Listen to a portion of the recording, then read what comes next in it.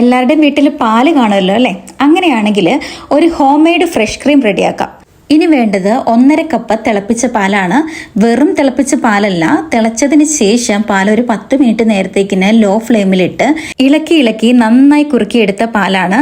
ഇനി ഇതിലേക്ക് വേണ്ടത് 1.5 ടേബിൾ സ്പൂൺ അളവിൽ കോൺഫ്ലവർ ആണ്. പിന്നെ വേണ്ടത് 1/2 ടീസ്പൂൺ അളവിൽ പഞ്ചസാരയുമാണ്. ഇപ്പം നമ്മൾ ഫ്ലെയിം ഓൺ ആക്കിയിട്ടില്ല. ഇത് നന്നായിട്ട് കട്ടകളില്ലാതെ മിക്സ് ചെയ്തെടുക്കുക. ഇനി ഫ്ലെയിം ഓൺ ആക്കുക. അതിനുശേഷം ഇതിനെ കൈ എടുക്കാതെ ഇളക്കിക്കൊണ്ടിരിക്കുക. പാലൊന്ന് കുറുകി വരാൻ തുടങ്ങുമ്പോഴേക്കും ഇതിനകത്തേക്ക് 1 ടേബിൾ സ്പൂൺ അളവിൽ ബട്ടർ ഇട്ട് കൊടുക്കാം. ഇനി ഇതിനെ വീണ്ടും ഇളക്കിക്കൊണ്ടിരിക്കുക. ഒരുപാട് തിക്കാവുകയൊന്നും വേണ്ട. ആവശ്യത്തിനൊന്ന് തിക്കായി വരുമ്പോഴേക്കും നമുക്ക് ഫ്ലെയിം ഓഫ് ആക്കാവുന്നതാണ്. ഇനി ഇതിനെ അടുപ്പിൽ നിന്ന് മാറ്റുക. ഈ ഒരു പരുവത്തിനാണ് നമുക്ക് ക്രീം കിട്ടേണ്ടത്.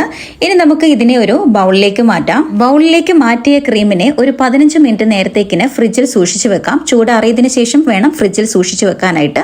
15 മിനിറ്റിന് ശേഷം പുറത്തെടുത്ത ക്രീമിനെ ഇതേപോലെ ബീറ്റർ ഉപയോഗിച്ചിട്ട് ഒന്ന് ബീറ്റ് ചെയ്തെടുക്കാം. ബീറ്റർ ഉപയോഗിച്ചിട്ട് 1 മിനിറ്റിൽ താഴെ മാത്രം ബീറ്റ് ചെയ്തെടുക്കുക.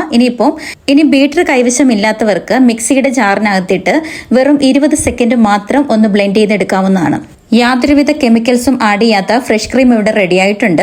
പാസ്ത, ചിക്കൻ കറി, മൊട്ട റോസ്റ്റ്, ഡെസേർട്ട്സ് ഇതിന്റെ ഒക്കെ ഒപ്പം യൂസ് ചെയ്യാം. ഇതിനി പുറത്തുനിന്ന് വാങ്ങിക്കേണ്ട ആവശ്യം വരില്ല.